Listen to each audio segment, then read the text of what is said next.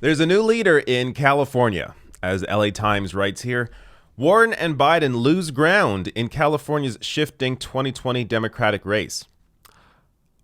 Okay, but who's leading? Why wouldn't you put the leader in the headline? So this is the initial headline that the LA Times went with. Another example in a long line of many examples of how the mainstream press is completely ignoring Bernie Sanders. I just had a video about this, about PBS did an 8-minute segment on the 2020 race, didn't mention Bernie Sanders once, even though Bernie's been polling in the top 3 this entire race and has the most individual donors and donations by far out of anyone in the race. Wasn't mentioned during an 8-minute segment, wasn't mentioned in a headline where he's leading in California. So Bernie's deputy campaign manager, Ari Rabin-Haft, shared that screenshot. Eventually, they did update the headline. So here's the more recent headline after the backlash they faced for that initial headline. So they say here, Warren and Biden lose ground. Sanders moves ahead in California's shifting 2020 Democratic race. So looking at the data here, you can see that Elizabeth Warren had a big drop. So she was at 29%. She's now down to 22%. Bernie has consistently gone up here, so he's now leading with 24%. Joe Biden, another big drop, down to 14%. He was at 22 in June. And Pete Buttigieg was at 10% in June, then down to 6% in September, then now up to 12% in November. And Kamala Harris, so this poll was taken before Kamala Harris dropped out, but she was already going down. And this is her state, by the way. So clearly showing you once again, as I've done previous videos on this, Bernie Sanders has the momentum. All the polling is on his side. He is now gaining steam as other candidates are dropping off. California is just one of many examples of this.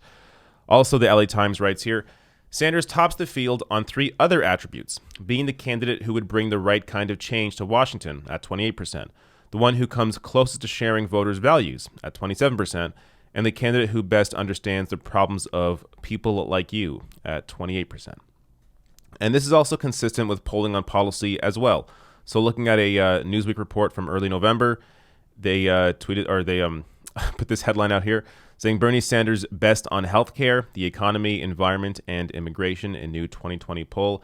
And that was a Reuters Ipsos poll. There's an update to that poll. They do this poll every few weeks, I believe, and it shows the same thing. Bernie leading on all these policy categories. He's the most trusted one. He has the 40-year record. He has the fight. He has the movement. He has the energy.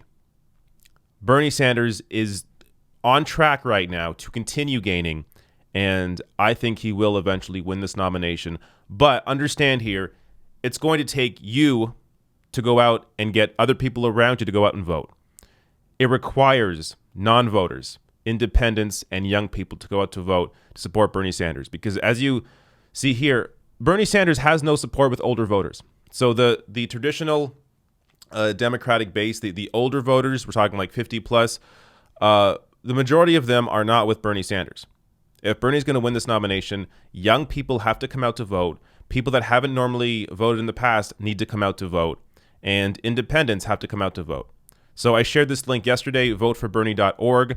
I'll share it again right now. The link is below the video. You go there, it tells you what the deadlines are in your state to be registered, all that stuff. You see it there, send that link around to friends and family, ensure they are ready to vote on primary day or caucus day, whatever it is. I want to share this as well, just going off of that idea or that the fact that Bernie doesn't have a lot of older support. LA Times writes here, he barely registered among older voters, but was the first choice of 46% of voters ages 18 to 29.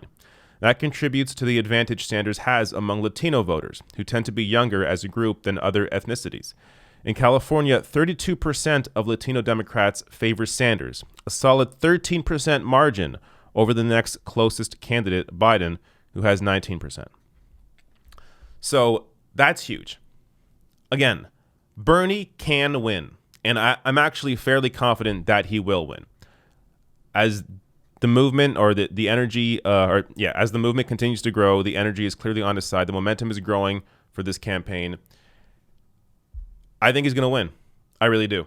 But it hedges on traditional non-voters, independents, and young people coming out to vote. If you plan to vote, you have to bring people around you out with you. People that don't normally vote, aren't normally into politics. At least try to inform people in your lives about what is going on in this race, who Bernie Sanders is. Show them some old clips of him. Show them how he's been fighting for people his entire career, how he needs your support to win. And if he wins and becomes the president, there will be a material benefit to their lives. You have to be able to communicate this to the people around you. It's going to require this movement of people around him, and this grassroots movement, this small dollar donors, volunteers, all of this. It's going to require all of this for Bernie to win, because as you see, the corporate media is not on his side. They're going to continue to ignore him as long as they can. But once he wins, it's going to be impossible to ignore Bernie Sanders.